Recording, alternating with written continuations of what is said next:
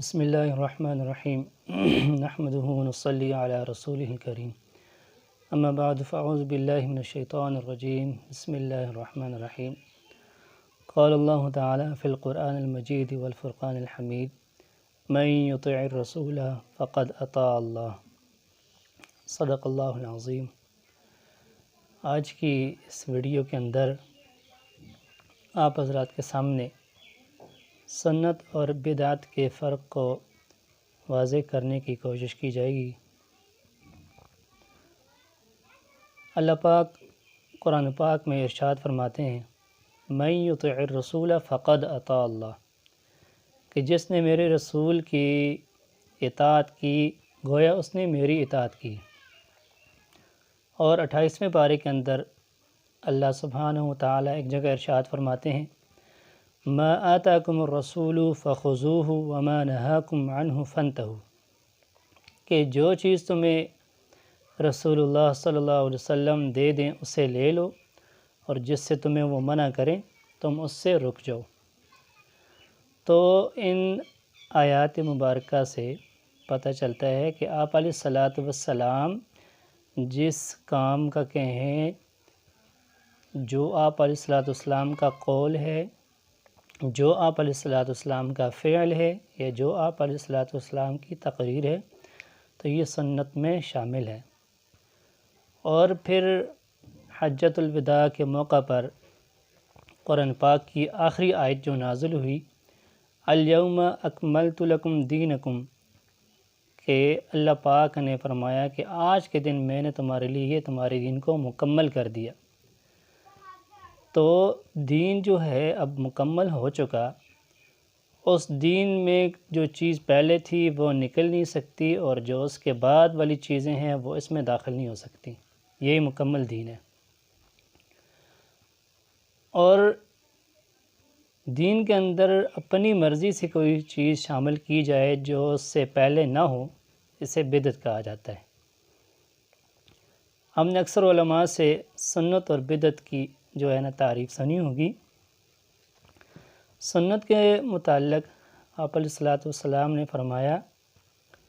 من احیا سنتی عند فساد امتی فلہ اجر 100 شہید، کہ جس نے میری ایک سنت کو زندہ کیا ایسے وقت میں کہ جب میری امت کے اندر فساد برپا ہو چکا ہو، تو اس کو 100 شہیدوں کا ثواب ملے گا۔ اور ایک حدیث کے اندر آپ علیہ الصلاۃ والسلام نے ارشاد فرمایا من احب سنتی فقد احبنی ومن احبنی کان معی فی الجنہ، کہ جس نے میری سنت سے محبت کی گویا اس نے مجھ سے محبت کی، اور جس نے مجھ سے محبت کی جنت میں میرے ساتھ ہوگا۔ اب یہ سنت ہے کیا، اس کی تعریف کیا ہے، اور بدعت کیا ہے؟ تو یاد رکھیے کہ سنت کی تعریف یہ ہے کہ ہر وہ قول، فعل، عمل اور تقریر جو آپ علیہ الصلاۃ والسلام سے سرزد ہوا، اور اسی طرح ہر قول، فعل جو صحابہ کرام سے سرزد ہوا، اس کو بھی سنت کہا جاتا ہے۔ بعض حضرات نے تابعین اور تبع تابعین کو بھی شامل کیا ہے۔ تو صحابہ کرام کا جو عمل ہے تو اس پر تو آپ علیہ الصلاۃ والسلام کی نص ہے، بالخصوص خلفائے راشدین کے متعلق کہ علیکم بسنتی و سنت الخلفاء الراشدین المہدیین، کہ میری سنت کو بھی تم مضبوطی سے پکڑو اور میرے خلفائے راشدین کی سنت کو بھی مضبوطی سے پکڑو۔ اب خلفائے راشدین جو ہیں ان کے جو عمل ہیں تو ان پر جو ہے آگے کاربند ہونا، عمل کرنا، یہ بھی سنت کہلائے گا، کیونکہ یہ حدیث رسول سے یہ ثابت ہے۔ اسی طرح بعض حضرات جو ہے وہ تراویح کے مسئلہ میں کہتے ہیں کہ 8 تراویح ہیں۔ تو یاد رکھیں کہ اس حدیث کے نص سے کہ علیکم بسنتی و سنت الخلفاء الراشدین، کہ میری سنت پر عمل کرو، خلفاء راشدین کی سنت پر عمل کرو، تو حضرت عمر رضی اللہ تعالیٰ عنہ نے حضرات صحابہ کرام کو 20 تراویح پر جمع کیا تھا، یہ ان کی سنت ہے۔ اسی طرح جمعہ کی دوسری اذان حضرت عثمان غنی رضی اللہ تعالیٰ عنہ کے زمانے میں دی گئی یہ بھی سنت کہلائے گی۔ اور طلاق کا مسئلہ اسی پر بھی اجماع صحابہ کرام کے دور میں ہوا، حضرت عمر رضی اللہ تعالیٰ عنہ کے دور میں، یہ بھی سنت کہلائے گی۔ اب سنت کی تعریف کیا ہے کہ ہر وہ قول، فعل، عمل یا تقریر سے مراد وہ عمل ہے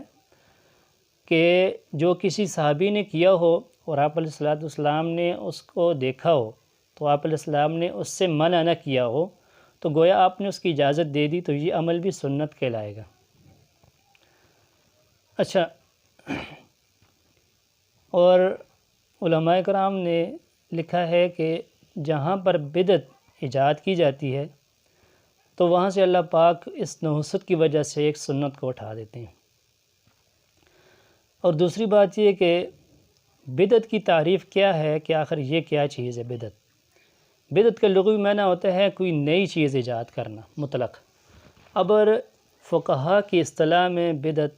کہتے ہیں ہر نیا عقیدہ یا عمل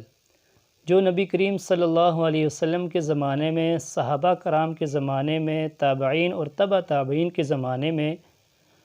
موجود نہیں تھا، اور باوجود اسباب کے پائے جانے کے باوجود انہوں نے اس پر عمل نہ کیا۔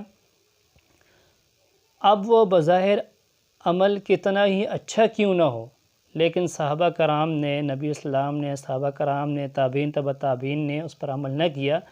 بعد والے لوگوں نے اس کو ایجاد کر دیا، تو یہ بدعت ہے۔ یاد رکھیں کہ ہر وہ عمل عند اللہ مقبول ہوگا جس پر نبی کریم صلی اللہ علیہ وسلم کی مہر لگی ہوگی۔ اس کے علاوہ کوئی بھی عمل ہے، بظاہر وہ کتنا ہی خوبصورت کیوں نہ ہو، کتنا ہی اچھا کیوں نہ ہو، تو اس پر جو ہے آپ کو ثواب نہیں ملے گا۔ اب بعض چیزیں مستحب کے درجے میں ہوتی ہیں، لوگ ان پر التزام کرتے ہیں، یعنی اس کو لازم سمجھتے ہیں، تو علماء نے لکھا یہ بھی بدعت ہے۔ اس میں بعض چیزیں جو ہے نماز اذان سے پہلے صلاۃ والسلام میں بعض جگہ اس کو لازم سمجھ کر پڑھا جاتا ہے، تو علماء نے لکھا یہ بدعت ہے۔ اور دوسری بات یہ کہ اب ہمیں کیسے پتہ چلے گا، ہر کسی کو تو علم نہیں ہوتا ہے کہ یہ کون سا عمل بدعت ہے اور کون سا عمل سنت ہے، کیونکہ ہمارے ہاں جو ہے ہندوستان، پاکستان وغیرہ ان ملکوں میں بعض چیزیں ایسی راسخ طور پر جو ہے عمل کے اندر آ گئی ہیں کہ ابھی ان کا یہ پتہ نہیں چلتا کہ یہ عمل سنت ہے یا بدعت ہے۔ جیسے ہمارے بعض چیزیں ہماری شادیوں کے موقع پر جو ہے وہ رسم کے طور پر کی جاتی ہیں، بعض چیزیں جو ہے جنازے کے وقت جو ہے جنازے کے بعد کی دعا ہے، قبر کے اوپر جو ہے اذان دینا ہے، تو یہ چیزیں آیا یہ سنت ہیں یا بدعت ہیں، ان کا کیسے پتہ چلے گا؟ تو اس کے لیے ایک آسان نسخہ، آسان ٹوٹکا اپنے ذہن میں رکھیں، وہ یہ کہ یاد رکھیں کہ جو سنت عمل ہوگا وہ آفاقی ہوگا۔ کیا مطلب؟ مطلب یہ کہ سنت عمل جو ہے وہ آپ کو مکہ شریف، مدینہ المنورہ اور اسی طرح دیگر پوری دنیا کے اندر وہ عمل آپ کو ملے گا جو سنت عمل ہوگا، یعنی آفاقی ہوگا، پورے آفاق عالم کے اندر آپ کو وہ عمل ملے گا۔ اور جو بدعت ہوگی وہ علاقائی ہوتی ہے، مطلب یہ کہ جو بدعت ہوگی وہ ایک علاقے کے اندر پائی جائے گی، دوسری علاقے کے اندر نہیں ہوگی۔ جیسے بہت ساری چیزیں ہمارے ہاں پاکستان کے اندر رائج ہیں، وہ جو بدعت کے طور پر کی جاتی ہیں، عرب ممالک میں وہ چیزیں نہیں ہیں، تو یہ بدعت جو ہوتی ہے علاقائی ہوتی ہے۔ اگر ایسی آپ کو چیزیں ملے تو اس کا آسان ترین جو پہچان کا یہ طریقہ ہے کہ آپ دیکھیں کہ جو عمل یہاں پر کیا جا رہا ہے وہ پوری دنیا کے اندر ہے یا نہیں، سارے مسلمان اس پہ کاربند ہیں یا نہیں۔ اگر بعض لوگ کر رہے ہیں، تھوڑے سے لوگ کر رہے ہیں اور اکثر لوگ جو نہیں کر رہے، تو اس سے پتہ چلتا ہے کہ یہ عمل سنت نہیں ہو سکتا۔